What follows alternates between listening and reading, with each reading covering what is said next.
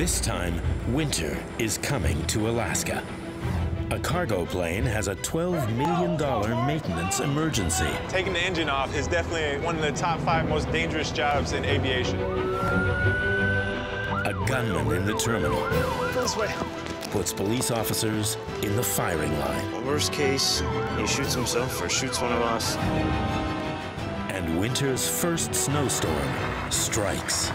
My litmus test is if it's not safe enough for my family to land on it, then it's not safe enough for anybody to land on it. And that's the bottom line.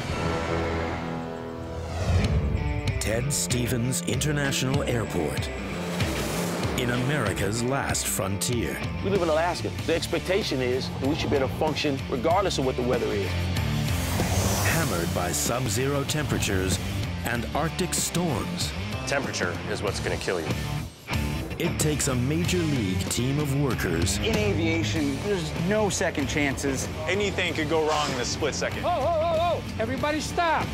to keep the airport open, no matter what. We're the gateway to Asia. They're counting on us to be open. The 5th busiest cargo hub on the planet, Transporting the weirdest cargo in the world is just another day in Anchorage. welcoming millions of passengers every year. Dispatch 205, I'm breaking. What's the exact address? We have to be 100% certain 100% of the time. This is ICE Airport, Alaska.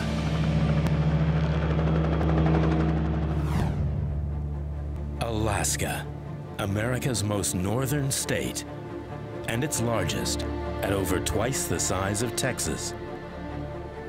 Raven Flight 878, contact Anchorage approach 118.6.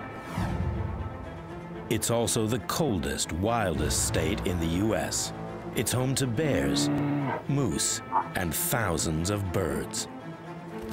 They're a major risk to aviation. So the airport has a dedicated wildlife management team. My job is to coordinate the effort to keep the wildlife and the planes from running into each other. U.S. Department of Agriculture biologist Spencer Nelson heads the crew. I grew up in Nebraska. I saw this position open about 7 years ago, and I liked the challenges that it presented. There's very few wildlife biologists in the world that do a job every day that you know saves people's lives. The last frontier has challenges Spencer wasn't prepared for. When I came here, I had to relearn how to do the entire job. It's just a really unique environment. Nothing you learn in the lower 48 applies here. It's late October, a peak time for wildlife activity before winter's big freeze. Our change here from fall to winter is pretty abrupt. The first target for Spencer's daily patrol is Alaska's largest predator. There's black bears here and there's brown bears here. They hibernate here, they raise their young here. We want to get a good handle on what the bears are doing right now.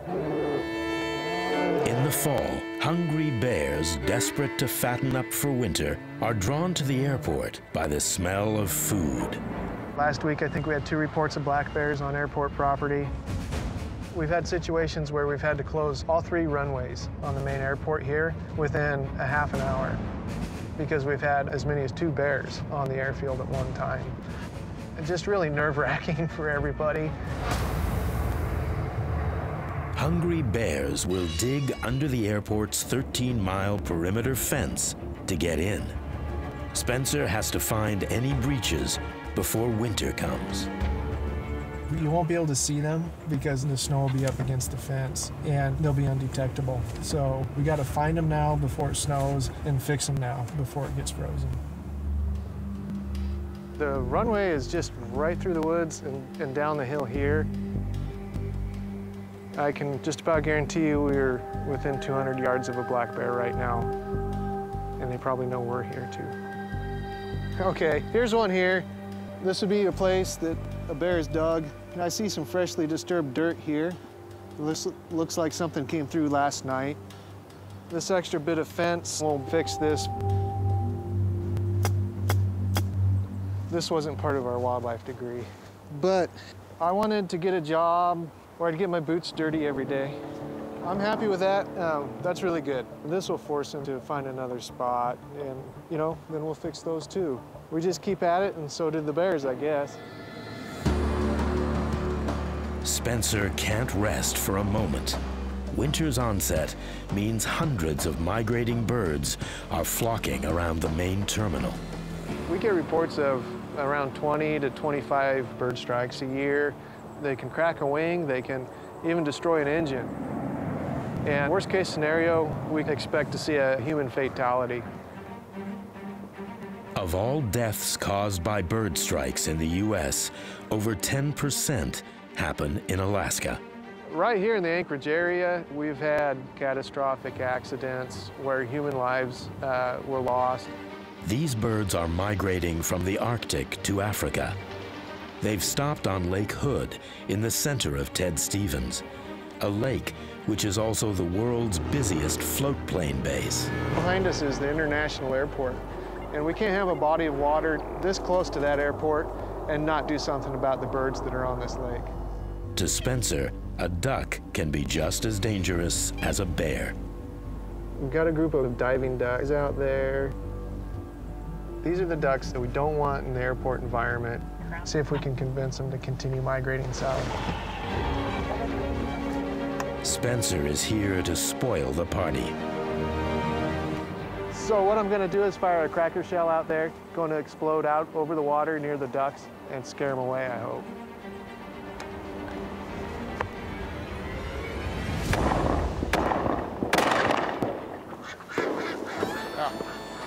The flock is up off the water and moving away. Good.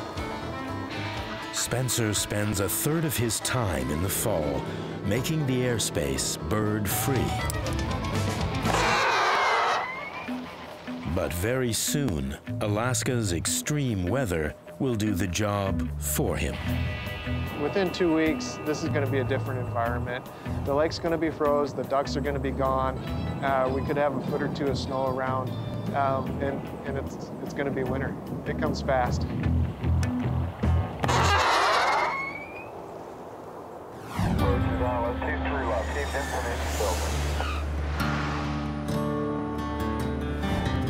The airport is bracing for winter's first snow. For now, the sun's shining, but it's only 20 degrees.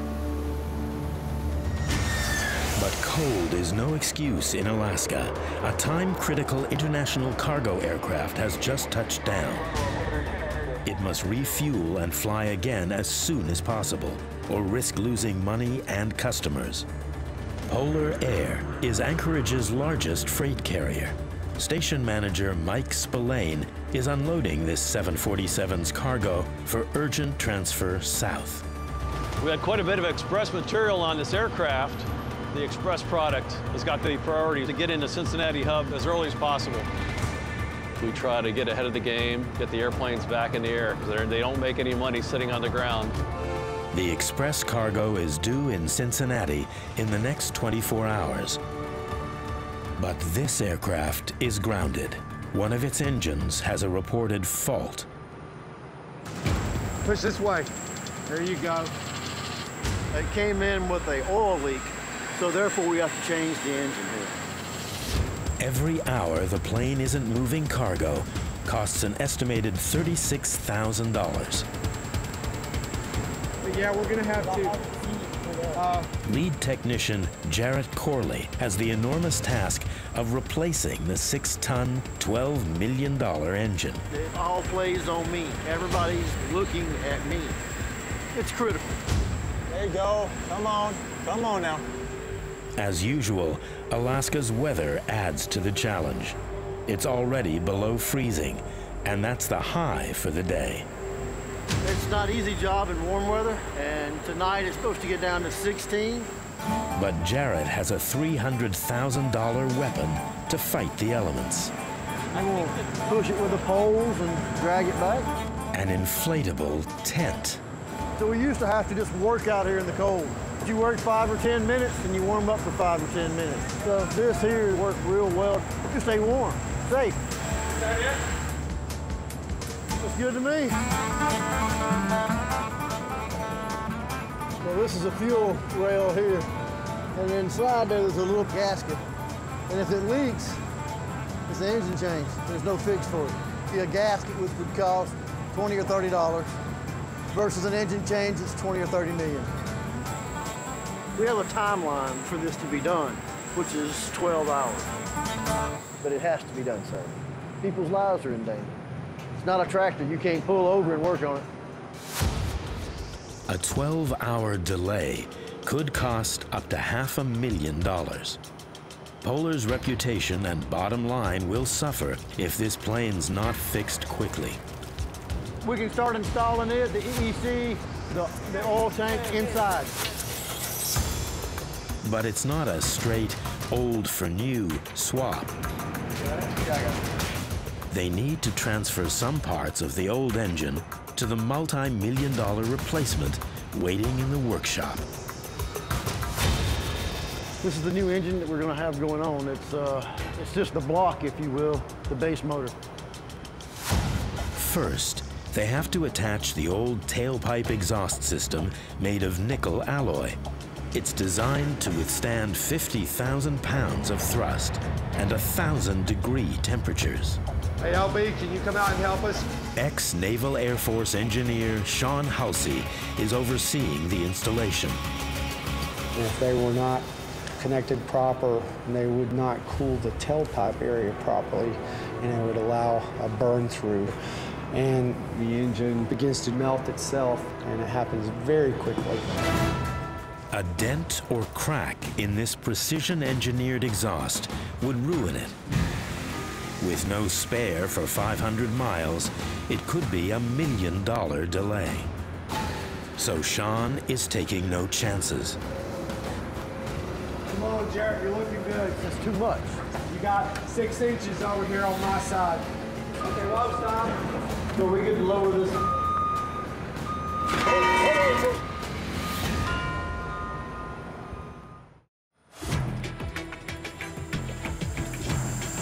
Anchorage's air traffic control tower is in communication with an American Airlines 777 en route from LA to Shanghai. Okay, Paul, go ahead and read your line of clear. American is declaring a medical emergency for a passenger complaining of chest pain.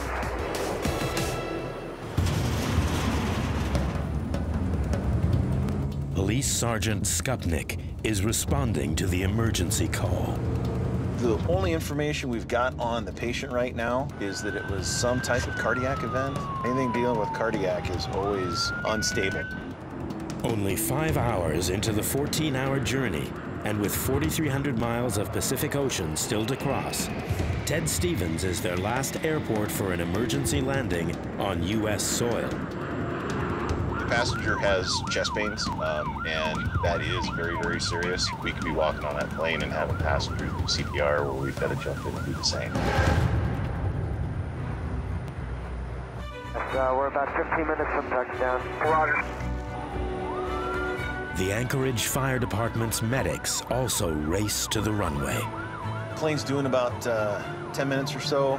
Hoping AFD gets here within that time period. They've got the ALS gear, the Advanced Life Support gear. The uniqueness of Anchorage Airport here in Alaska, we're right on a lot of the international flight paths, so it's fairly common that we get a lot of the medical aircraft that come in.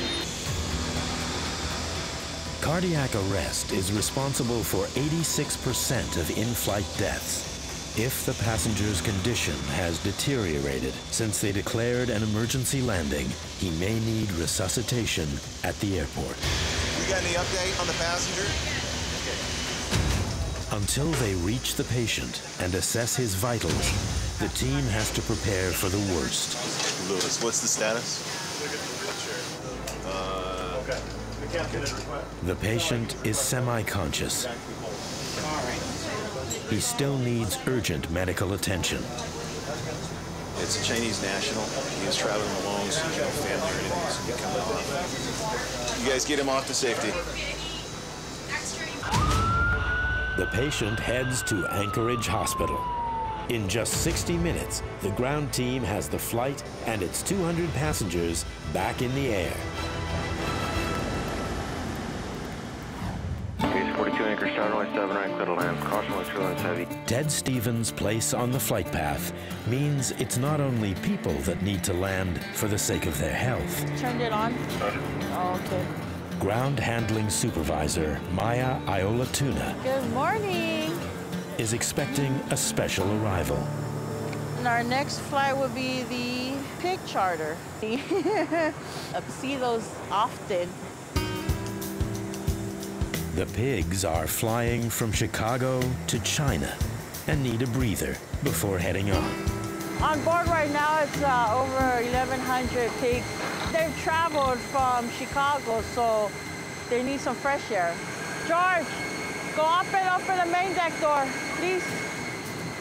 Maya opens every cargo bay to make sure the pigs get a big whiff of Alaska. I can see the piggies. It's exciting. I can smell them too now.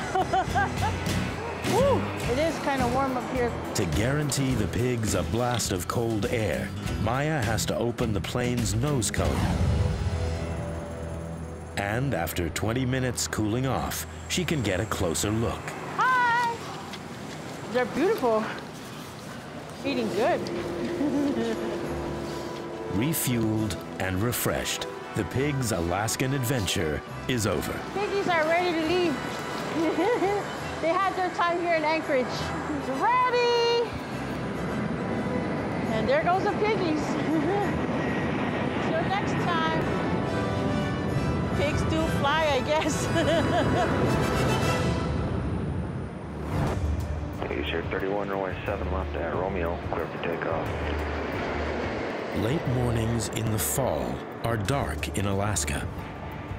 Overnight, almost a foot of snow has covered the airport. Not good for incoming aircraft. As the air traffic controllers begin their 8-hour shift, they face a potential crisis. So after this first heavy snowfall of the year, we're expecting some more snow, which could have a really big impact on our operation. The 10-person day shift, led by Patrick Berge, faces a huge test, landing 50 planes in the next 2 hours through the challenging conditions. Oh, can you let me know when Foothills taxis out? Yeah. Thanks. And there's worse to come. A new storm is on the horizon. Currently, our weather has been deteriorating. After 9 a.m., it will probably change to freezing rain. It accumulates on the runway as water and can potentially freeze. Very dangerous for aircraft. Iced runways would shut the entire airport, force the planes to divert hundreds of miles, and cost Ted Stevens millions of dollars in lost revenue. It's very critical that we have the runways open and available for the teams. Patrick alerts every airport department to the incoming storm. Hey, it's Anchorage Tower. The weather radar is showing freezing rain occurring until about 3 o'clock today. Okay, Tower, thank you very much. But the responsibility of keeping the runways safe falls squarely on the shoulders of the airfield maintenance team. Okay, everybody, could be icy conditions this morning, so we got to be ready for freezing rain. 110 men and women work 24/7 to keep the 33 million square feet of active runway clear of the 6 million tons of snow which fall every year. Today, Brendan Knox, the airfield maintenance foreman, has a huge task in front of him if he's going to keep the world's 5th busiest cargo hub open. We had about 8 inches during the night last night, so pretty significant snowfall for Anchorage. It is quite a bit to handle at the start of the season. Brendan has 20 years' experience with Alaska's worst weather and $100 million worth of specialized equipment to call on. Plows, snowblowers, and de-icers, whatever it takes to keep Alaska flying. And Ted Stevens open for business. In 70 years, the airport has never closed for weather. We're real proud of the record we have here at Anchorage of keeping the airport open and especially not closing for snow. Before Brendan can set his crew to work, he needs to see just how icy the runway is. braking action for the aircraft becomes poor, and there's always the potential of the aircraft sliding off the end of the runway. Yeah, it's pretty serious. Since 2000, over 400 deaths worldwide were caused by planes skidding off runways. Brendan knows the lives of thousands of passengers are in his hands. We're going to head to do a friction test and see what the condition of those surfaces are. We have certain criteria that we have to meet for braking, and if we're not meeting that, we have to close the runway. Sensors on Brendan's truck check every aspect of the surface conditions. Ground temperature's gone down a degree or two. The snow's going to be sticking from here on out probably today. The most critical is surface friction. Brendan's computer measures the braking distance on a scale of 1 to 100. Anything 40 and above is going to be good braking. Below that, we'd have to close the surface. If it would be kept closed until it was treated to get that braking action back to a safe level. Any reading below 40 means the runway is dangerously icy and not safe to land on. And brake. What the hell? That's about a 33 right there. Hang on a second here. The first 1/3 up here it's a little, I guess I'd call it greasy. If we get caught and ice does form, we have to close the airport.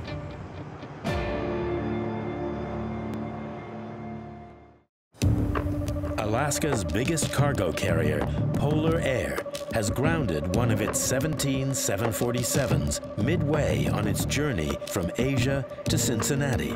It needs a complete engine change. But the delay costs the company $600 every minute it's on the ground. Come on, Jared, you're looking good. Come on, keep coming. Former Navy engineer Sean Hulsey is leading the charge to get the new engine ready. One of the reasons I picked aircraft maintenance engineering was because you meet different people, and this job is so totally dynamically different every time, every day. Very slow. It's the only spare engine on site. Damaging it could be a multi-million-dollar mistake. Right there, it's in. I got 12 o'clock, I got 6 o'clock. The sleeve is attached with 60 bolts, but that's 60 opportunities for error. The single bolt can get loose inside of the engine. It can cause a complete catastrophic internal failure of the engine. How many you got in there, Jim? Sean's dropped a bolt. If he can't retrieve it, he could have to scrap the engine. Need my flashlight. Good news, bad news? It's right under here, right there. Luckily, it's just in reach. Here you go. I always get the easy stuff. Sean's first job is done. The new engine is ready. But back outside, they still have to detach the old engine from the wing. That's the hard part. Taking the engine off is definitely one of the top 5 most dangerous jobs in aviation. It takes a lot of strength, a lot of endurance, it's a huge team effort. You could easily hurt each other. Trent Levitti and Nick Angelopoulos must work with the whole team to lower the 6-ton engine safely. It's gonna be muffled. We gotta speak to each other through the engine. Which one are you taking? I'm taking this one. All right, you guys in the back, go up even. Try to match each other's movement. Anything could go wrong in a split second. If we mess something up, it could cost a lot of money. Okay, hold off in the front, inboard, outboard, going up. In the back, keep going up. If the points are not hoisted in a symmetrical, evenly loaded manner, the whole engine can twist like a pretzel. Slowly on the back, though. Slowly on the back. Oh. Okay, everybody, it's 28 degrees right now. We got to be ready for freezing rain this morning. Airfield maintenance foreman Brendan Knox is battling winter's first storm. It's only the beginning of a long, brutal season. From here on in, the job will only get tougher. If we get caught and ice does form on the runways, we have to close the airport. There's always a danger of an aircraft sliding off the runway. Any loss of traction would be pretty devastating for an aircraft. Also out on the runway is eagle-eyed Scott Harris from the airport operations team. Bad day for me at work would mean somebody lost their life and we had an aircraft accident or an incident. A 20-year Air Force veteran, Scott won't hesitate to shut down all 3 runways if he doesn't like what he sees. I'm just going to make sure that this is safe to operate and land on. My litmus test is if it's not safe enough for my family to land on it, then it's not safe enough for anybody to land on it. And that's the bottom line. The runways are safe for the moment, but on the horizon, there's a storm brewing. I can look out right now and see how it's all grayed up and the ceilings are low. We could get this watery ice mix that could freeze on the runway. Our worst case scenario right now, I got to close this runway. The most lethal weather the airport can face is freezing rain. So the blue is snow, the green is rain. You have to monitor it continuously when we get into a freezing rain. When the air temperature is above freezing, but the ground temperature is below, a sheet of ice can cover the runway in seconds. Brendan and Scott must decide how to protect the airport against the weather. Hey, Brendan. So what do you think? I think I should put some anti-ice on it real quick. Treat it now, then I'll be safe. Okay. So I think I'll get 2 of them. We'll make a one-way pass and be done. Sounds good to me. Deploying the $1 million fleet of de-icers is a preemptive measure to keep the airport open. But the conditions don't only pose a threat to aircraft. That's the TSA. Oh, yeah. The slick ice has caused a 2-ton roadblock on a route for Brendan's de-icers. A TSA agent's truck. This vehicle is holding up traffic. Let me see if I can call one of these other guys and see if they can help you out. Hey, Harry, it's Scott in Airport Operations. I need your help. The watch commander is going to send one of his crew over here with the vehicle. We're going to try to hitch to the back of this and just get her going and pull her out of there. Getting stuck in the snow is a rite of passage in Alaska. Ooh.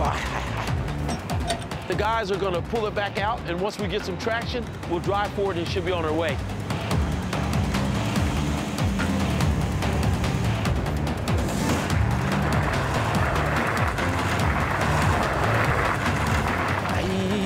Yeah. Oh, yeah, baby. There you go. Good, sir. I appreciate it, man. With the truck now freed, the access road is clear for traffic, but the nightmare weather scenario has begun. Brendan's team must race to the runway. Yeah, we're getting some rain here now. We're going to go ahead and treat that runway at this point. 25 aircraft are due to arrive in the next hour. In current conditions, they can't safely land. You guys go ahead and get your wings deployed so we're ready to spray.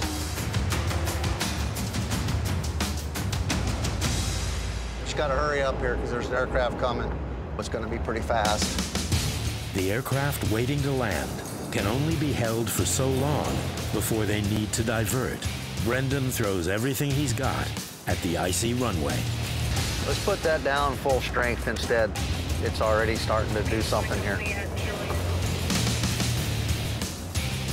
They blast 3,000 gallons of de-icer, costing $16,000, onto the 2 miles of runway. But with planes waiting in the sky, they're not moving fast enough for air traffic control.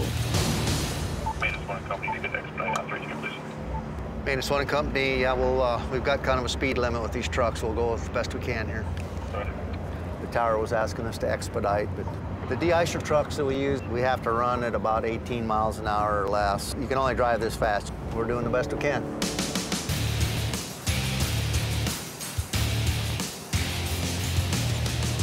"12 minutes later, Brendan's done all he can.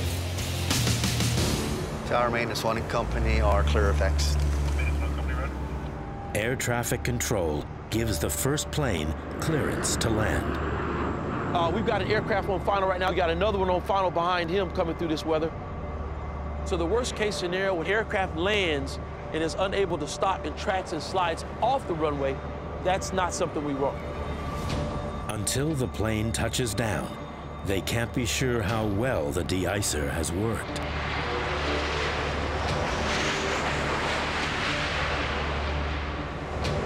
He just landed right there. I saw a little bit of moisture coming up. So we know the runway's wet because of the liquid de-icing. So that tells me our de-icing is working well. But the pilots will have the final say. Oscar 1, Golf, how's the braking action?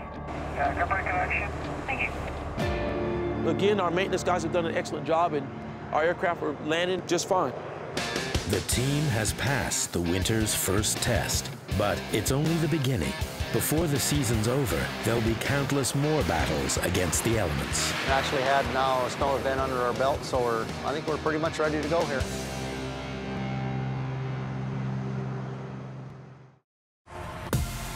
Hold it, everybody. Don't load up the dyno jet. It's midnight. Polar Air has a 747 cargo plane grounded. Crews are racing to change its faulty engine, but time and money are against them. Back's down completely. We need to start going up in the back. The price of delays will run into the thousands of dollars, but rushing and damaging the aircraft could cost millions. Hold off in the front, inboard, outboard, go on up. The new engine is ready to go. Now they have to get the old one off the wing. That's pretty good. That's excellent. Removing the engine is risky. It weighs 6 tons and costs $12 million. It's not something that you cut corners on. Too much money, it's too much weight, there's too many lives standing around. The team has to position a steel frame around the engine to catch its enormous weight when it's released from the wing. It's attached by 4 pins. I want an inch of gap. Inch of a gap. Hold on. I got this. Let me do this. The crew must slot the 4 pins from the frame into the engine to hold it steady. We're not there yet. It has to be lined up perfect to pick up the weight. Okay, hold it in the back. Front only. Come on down. They're achingly close, but in aviation, close isn't good enough. Keep going, keep going. You're there. Your pin, your pin. Everybody's in. With all 4 pins secured, what goes up must now come down safely. All 4 at the same time. The most dangerous portion of it as far as somebody being able to get hurt. Hold it. Are you lined up? It's fine. The crew must control the engine every inch of its journey down into the frame. Watch that seal, make sure nothing catches. Okay, aft, come on down. Keep going, everybody down. You're in the guides. The engine is down. Best views all day. But with the old engine on the ground, they're still only halfway there. What's next is the new engine, which is actually going to be more valuable because it's the one that's going into service. That's the most tricky part of this engine change. Things can go wrong any point of the way. Runway 33 clear for takeoff, copy 20. 2191 heavy low, 33 takeoff. 5 million passengers travel through Ted Stevens International Airport each year, but not everyone is a model citizen. Okay, what's your name? You. So there's a thin blue line upholding law and order in the terminals. Dispatch 205, I'm breaking. What's the exact address? The airport police have 58 highly trained officers ready to put themselves in harm's way 24/7.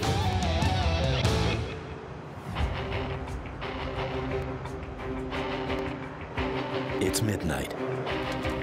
Police Officer Hoffman is preparing for his night shift when he gets an urgent call. We gotta go.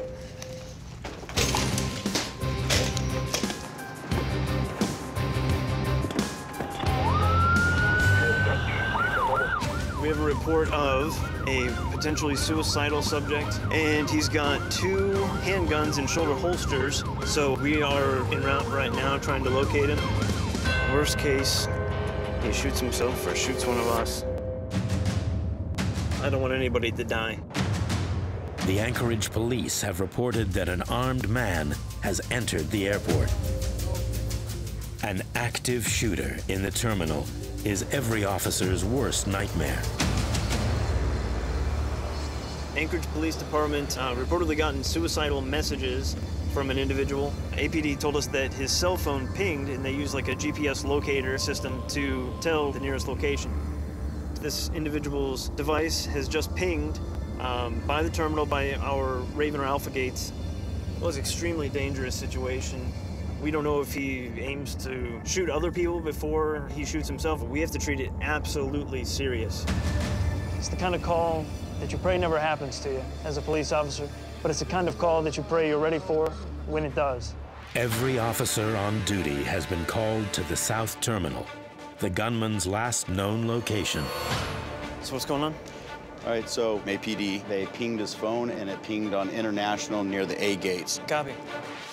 Out of the 14,000 faces traveling through the airport, the police officers are looking for just one who could shoot at any moment. We've got thousands of people at this airport.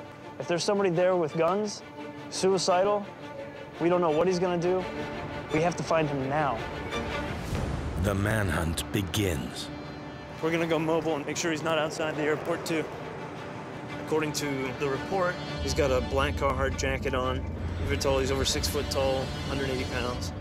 Officer Hoffman must scour every inch of the 6-mile airport perimeter. Our airport is huge. Thousands of cars are parked here, and we don't know if he's hiding in one of them.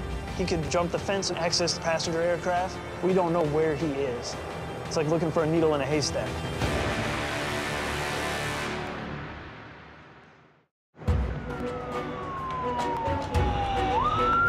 It's 1:15 midnight, and Officer Hoffman and the entire airport police department are responding to their most serious call this year.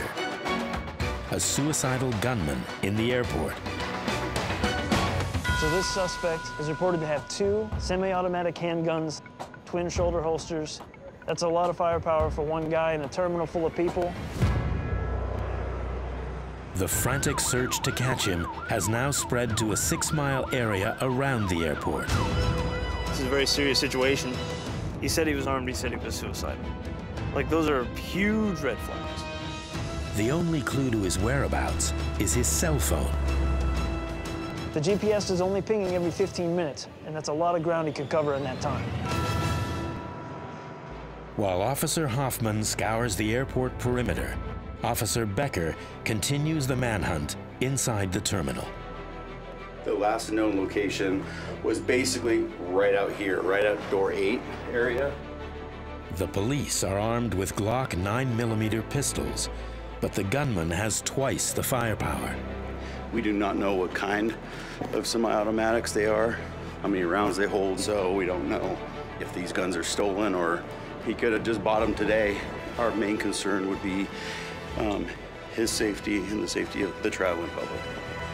1 sec.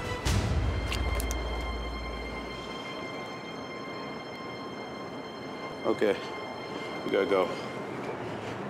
206 copies, be mobile. On the radio, Officer Becker gets an update on the latest GPS location.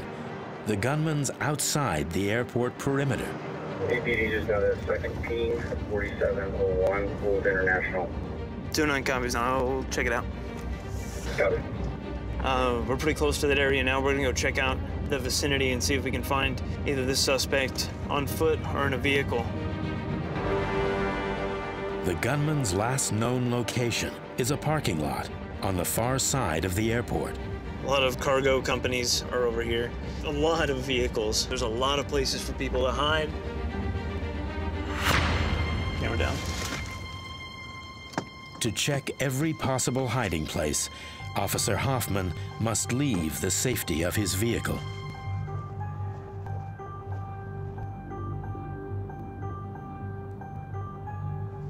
So this area is clear. We are really scouring this area. The police have now been searching for over 30 minutes. Officer Hoffman checks in for an update on the gunman's GPS signal. 209, 207. 209. APD just called and advised that the individual we're looking for just turned himself into Providence Hospital, and APD is in contact with him now. Officer Hoffman can stand down. That's about as good an outcome as we could hope for. And it's a relief because nobody had to pull a trigger tonight.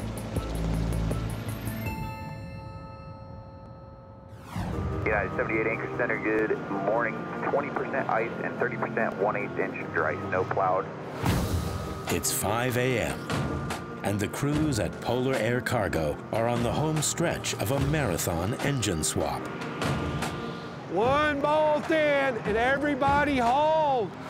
The old engine is off, and the new $12 million replacement is almost ready. You need a bolt in one place. The 1-ton nose cowl is the last piece of the puzzle. This whole area around the engine right here is a super critical area on the airframe. It has to stay smooth, it can't be dented, no mistakes at all. And everybody can push up, use your manpower, and there you go. I got one at 12 o'clock. Got a hard point at 12 o'clock. We're good. It's up and mounted, so now I'm happy. Rock and roll.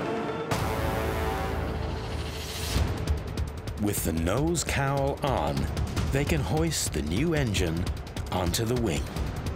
Hold it! Right there. All four, go on up. They have to be perfectly synchronized to keep 7 tons of engine safely suspended in the air. It's not just damaging the engine, it's people getting hurt. This is a heavy job. Careful! If the engine hits the wing and damages the plane's structure, it's game over.